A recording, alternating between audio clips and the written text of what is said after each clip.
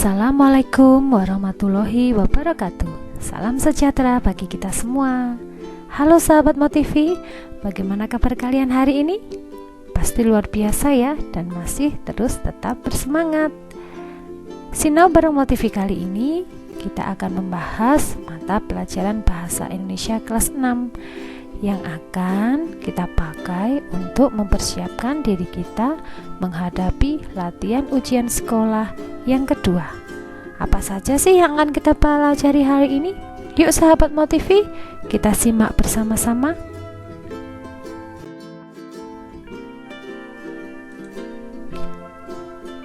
Materi pertama yang akan kita bahas adalah makna kata. Makna kata atau arti kata adalah maksud yang terkandung serta tersimpul dari suatu kata.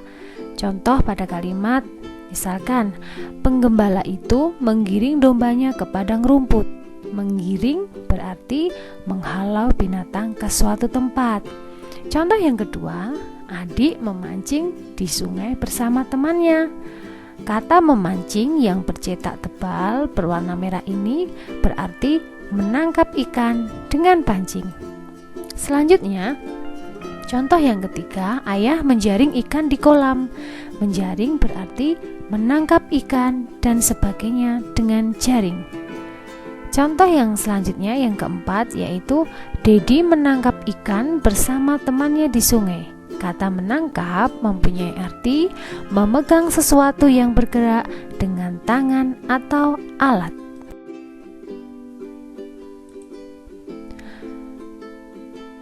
Materi yang selanjutnya yaitu tentang antonim. Antonim adalah sebuah kata memiliki arti berlawanan atau bisa disebut juga lawan kata. Contoh, sembunyi, lawannya adalah terbuka atau terang-terangan. Menunjukkan, lawannya menutupi. Menutup, lawannya membuka.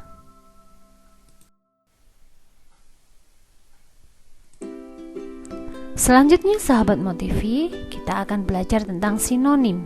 Sinonim adalah beberapa kata yang memiliki bentuk berbeda tetapi memiliki arti atau pengertian yang sama. Disebut juga padan kata. Contoh, besar memiliki padan kata agung, raya. Melihat memiliki padan kata menonton atau bisa juga menatap. Bertemu memiliki sinonim berjumpa atau bersua.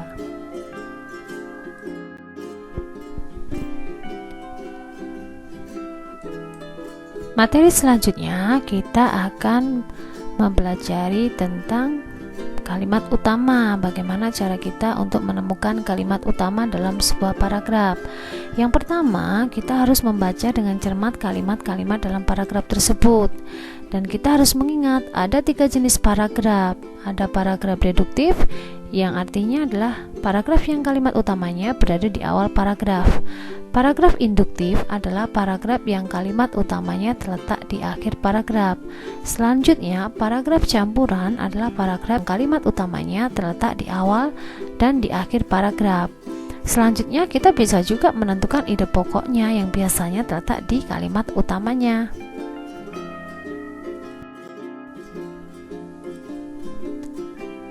Berikutnya, ini ada contoh. Mari kita simak bersama-sama ya. Indonesia berada di garis khatulistiwa.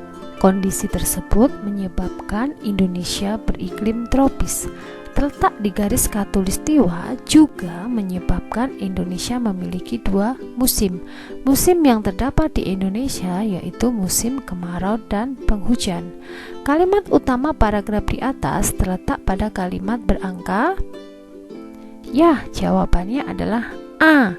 Karena ide pokoknya ditemukan kalimat nomor 1, yaitu Indonesia berada di garis khatulistiwa. Untuk kalimat nomor 2, 3, dan 4 merupakan kalimat penjelas.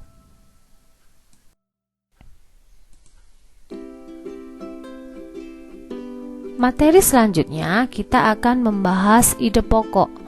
Ide pokok disebut juga gagasan pokok atau gagasan utama.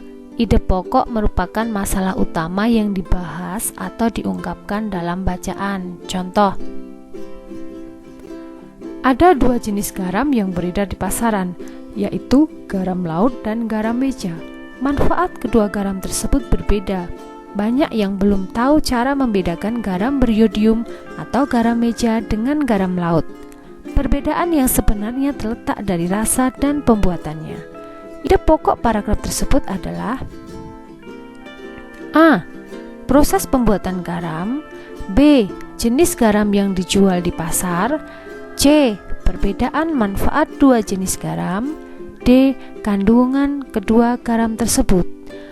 Untuk jawabannya adalah B. Nah, option B menyebutkan jenis garam yang dijual di pasaran dan itu terletak di awal paragraf.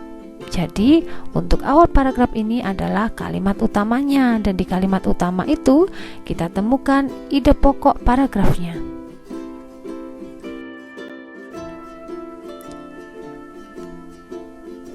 Selanjutnya, kita akan membahas tentang simpulan paragraf.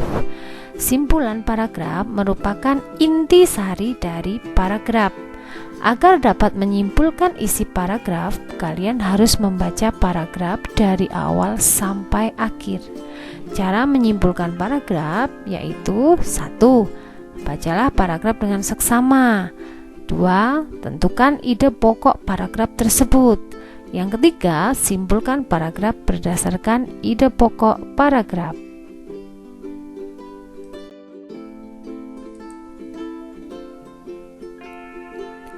Selanjutnya, kita akan membahas jenis-jenis karangan. Ada beberapa jenis karangan yang akan kita pelajari. Untuk yang pertama, yaitu karangan deskripsi.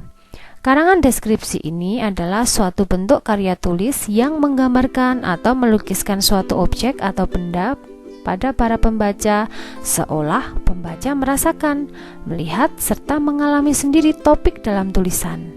Ciri-ciri karangan deskripsi: 1. Melukiskan suatu objek dengan jelas pada para pembaca. 2. Melibatkan panca indera. 3. Metode penulisan memakai cara objektif, subjektif, atau kesan pribadi penulis pada suatu objek. Biasanya menggambarkan keindahan alam, keadaan jasmani, watak, atau perasaan seseorang.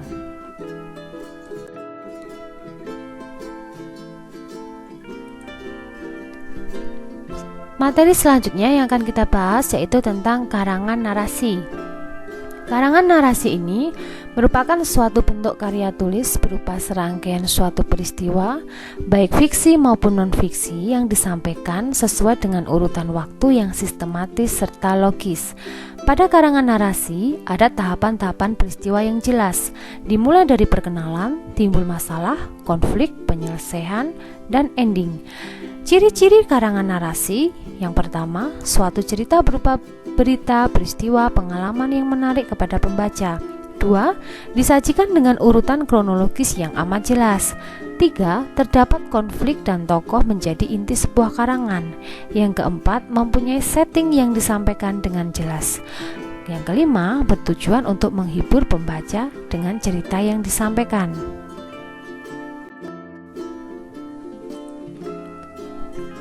Untuk yang ketiga, yaitu karangan eksposisi.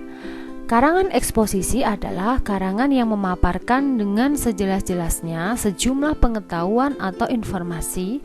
Tujuannya untuk agar pembaca ini dapat informasi dan pengetahuan dengan sejelas-jelasnya. Biasanya berisi petunjuk atau cara melakukan atau membuat sesuatu. Untuk ciri-ciri karangan eksposisi ini, yang pertama, menyajikan sebuah informasi kepada para pembacanya. Yang kedua, informasi yang disajikan memiliki sifat fakta atau benar-benar terjadi. 3. Tidak mempengaruhi para pembaca. Dan yang keempat, menjelaskan sebuah proses atau analisa pada suatu topik.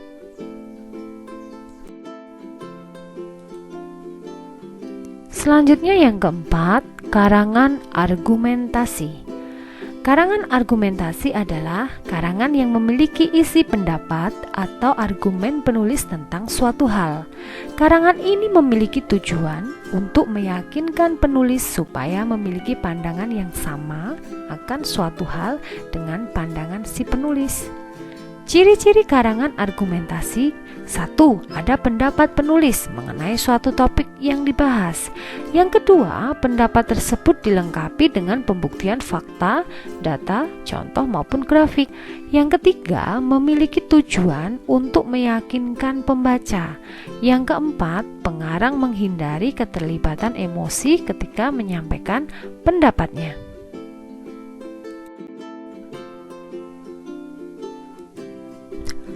Yang kelima yaitu karangan persuasi.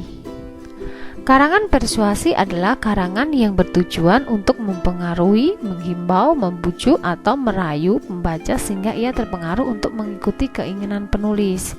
Ciri-ciri karangan persuasi adalah: 1. Bersifat mengajak pembacanya. 2. Mempunyai alasan berupa data, fakta, dan lain-lain untuk meyakinkan pembaca. 3. Berusaha menghindari konflik supaya pembaca tidak kehilangan kepercayaan. 4. Berusaha mendapatkan kesepakatan juga kepercayaan antara penulis dan pembaca.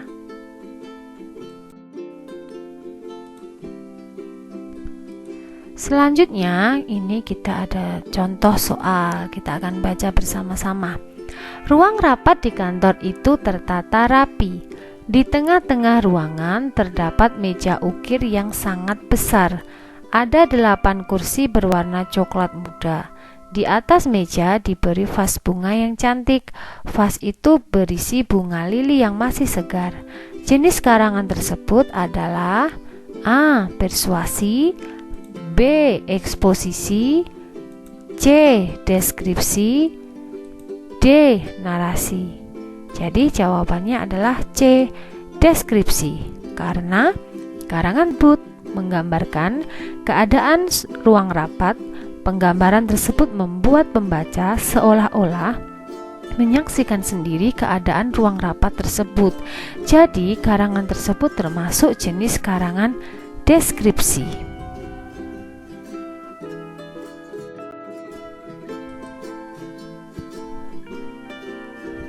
Selanjutnya kita akan membahas tentang unsur intrinsik drama. Yang pertama adalah tokoh.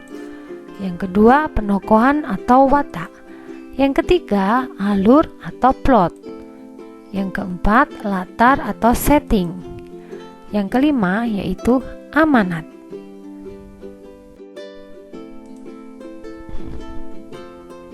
Materi yang selanjutnya yaitu tentang tokoh dan penokohan. Tokoh adalah individu atau pelaku dalam sebuah cerita. Tokoh dapat dibedakan menjadi 2, yaitu tokoh utama dan tokoh sampingan.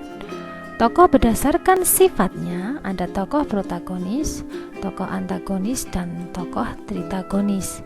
Untuk tokoh protagonis adalah tokoh yang memiliki sifat yang baik. Tokoh antagonis adalah tokoh yang memiliki sifat jahat atau melawan tokoh protagonis. Selanjutnya, tokoh tritagonis yaitu tokoh yang sifatnya hanya sebagai pendukung saja, bisa cenderung mendukung kelompok protagonis atau antagonis. Tokohan atau watak berdasarkan peranannya dibagi menjadi tokoh utama dan tokoh pembantu. Untuk tokoh utama ialah tokoh yang sentral karena tokoh yang paling menentukan dalam drama. Tokoh ini merupakan penyebab terjadinya sebuah konflik. Untuk tokoh pembantu artinya tokoh pendukung atau penentang tokoh sentral, dapat juga sebagai perantara tokoh sentral. Kehadiran tokoh pembantu hanya sesuai dengan kebutuhan cerita saja.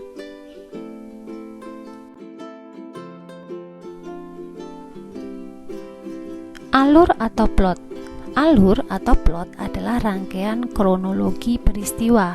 Alur dibedakan menjadi 3, alur maju, alur mundur, alur campuran. Alur maju adalah cerita dengan peristiwa yang dimulai dari awal sampai akhir. Alur mundur atau kilas balik adalah cerita dengan peristiwa yang dimulai dari akhir cerita ke awal cerita. Yang ketiga, alur campuran adalah alur cerita yang merupakan gabungan antara alur maju dan alur mundur.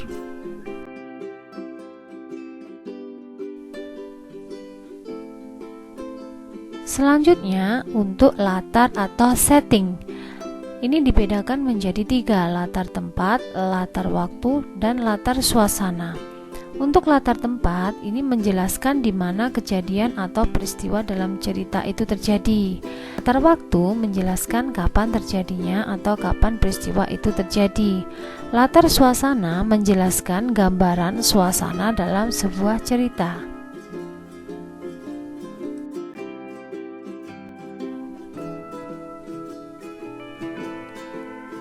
Selanjutnya adalah amanat. Amanat ini adalah pesan moral yang disampaikan oleh penulis kepada pembacanya.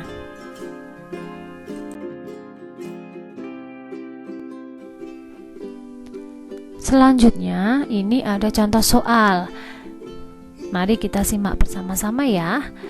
Di sebuah kebun pisang yang luas, seekor kera sibuk mengumpulkan pisang. Pisang itu dikumpulkannya untuk persediaan makanan bagi dirinya sendiri. Dia tidak mau membaginya dengan temannya. Dia tidak mempedulikan temannya dan hanya mementingkan kebutuhan perutnya sendiri. Tuliskan tokoh utama, latar, dan watak tokoh cerita di atas. Pembahasannya, yuk mari kita ikuti bersama-sama ya sahabat Motivi. Untuk tokoh utama yaitu kera, karena di situ yang diceritakan adalah kera. Untuk latarnya, di awal paragraf sudah disebutkan, yaitu kejadian peristiwa ini terjadi di sebuah kebun pisang. Untuk watak dari seekor kera ini, dia rakus, serakah, tidak peduli, dibuktikan dengan kalimat bahwa dia tidak mempedulikan temannya dan hanya mementingkan kebutuhan perutnya sendiri.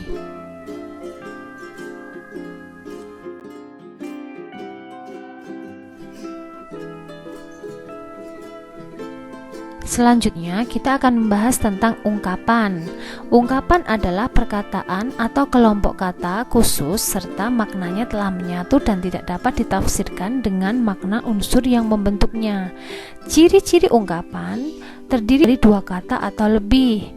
Susunan kata-katanya tetap. Selanjutnya, makna kata-kata penyusunnya sudah hilang. Dan yang terakhir, mengandung makna kiasan.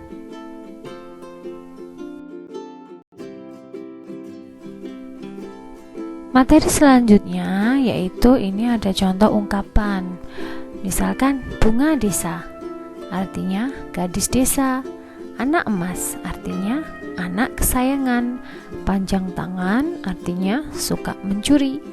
Bintang kelas bisa diartikan murid yang pintar atau juara di kelasnya. Banting tulang, artinya kerja keras. Buah bibir, artinya topik pembicaraan. Bunga tidur artinya mimpi. Tinggi hati artinya sombong. Gigit jari artinya kecewa. Buah tangan artinya oleh-oleh. Angkat tangan artinya menyerah. Gulung tikar artinya bangkrut. Demikian ya teman-teman, contoh ungkapan.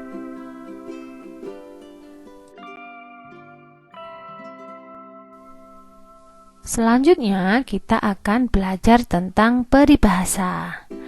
Peribahasa adalah kumpulan kata yang memiliki sebuah susunan tetap dan mengandung aturan berperilaku, nasihat, prinsip hidup, perbandingan, atau sebuah perumpamaan. Nah, ini sahabat Motivi, ini ada beberapa contoh peribahasa. Yang pertama, air beriak tanda tak dalam, artinya orang yang banyak cakap, sombong dan sebagainya biasanya kurang ilmunya. Untuk contoh selanjutnya yaitu air tenang menghanyutkan, artinya orang yang pendiam tetapi banyak pengetahuannya. Yang ketiga, habis manis sepah dibuang, artinya setelah tidak berguna atau disukai lagi, lalu dibuang atau dilupakan. Dan yang keempat, ini ada contoh, ada udang di balik batu, artinya ada suatu maksud yang tersembunyi.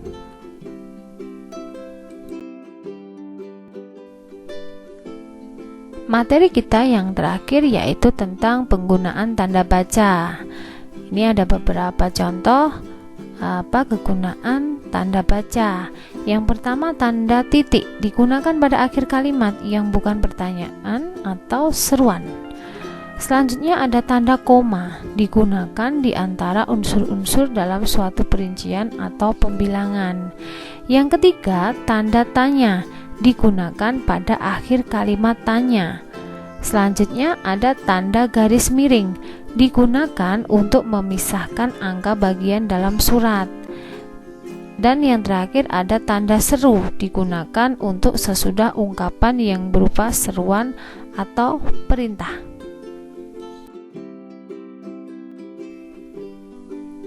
Selanjutnya, ini ada contoh tentang penggunaan tanda koma pada soal. Mari kita akan bahas bersama-sama.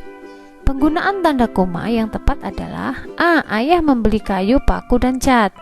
B. Wah, indah sekali pemandangannya. C. Aduh, tanganku kena pisau. D. Dani Bedu pergi ke Banjarmasin. Jawabannya yang paling tepat adalah A.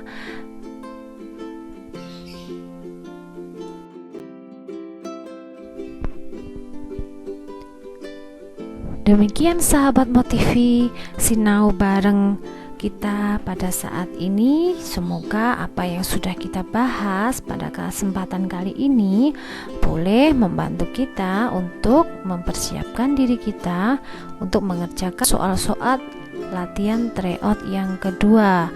Tetap semangat, tetap rajin belajar, dan jangan lupa jaga kesehatan. Salam Motivi, jendela informasi dan edukasi. Wassalamualaikum warahmatullahi wabarakatuh.